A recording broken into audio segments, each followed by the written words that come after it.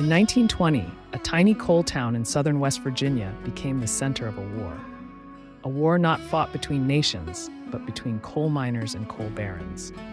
What happened in Matewan was so explosive, so shocking that it changed American labor history and set the stage for the largest armed uprising in U.S. history. This is the story of the Matewan Massacre. To understand Matewan, you have to understand coal country in the early 1900s. Miners worked brutal hours underground. They were paid in scrip, company money that could only be used at the company store where prices were inflated.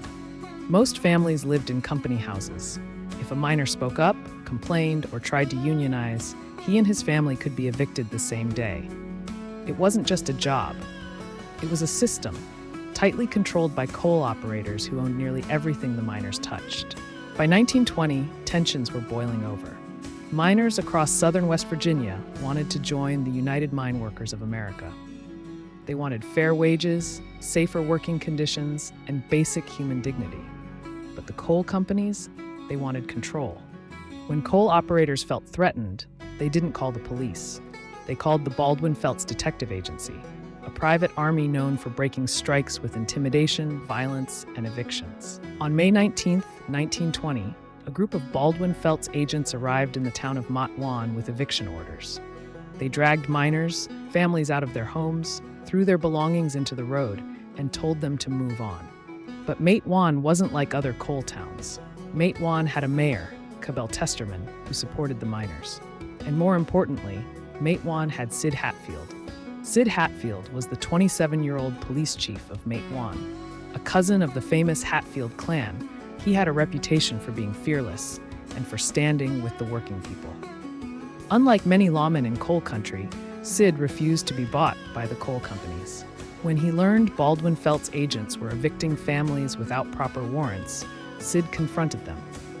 Sid told them they had no authority in his town. The agents told Sid they'd decide that, and that's when the tension truly began. That evening, Baldwin agents were preparing to leave Matewan when a final confrontation erupted in front of the post office. There are several versions of what happened next, but here's what's widely agreed on. Sid Hatfield and Mayor Testerman approached the detectives. Sid told the men to hand over their guns.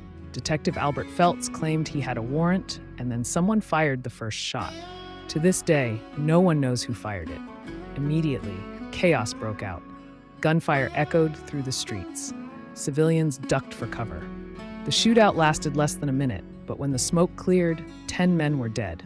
Mayor Testerman, 2 townspeople, and 7 Baldwin agents, including Albert and Lee Feltz, 2 of the most feared strikebreakers in the region. It was one of the bloodiest labor confrontations in American history. News spread quickly, and across the coal fields, miners saw Matewan as a victory. A moment when ordinary people finally stood up to an oppressive system. But the coal companies saw something else, a challenge that needed to be crushed.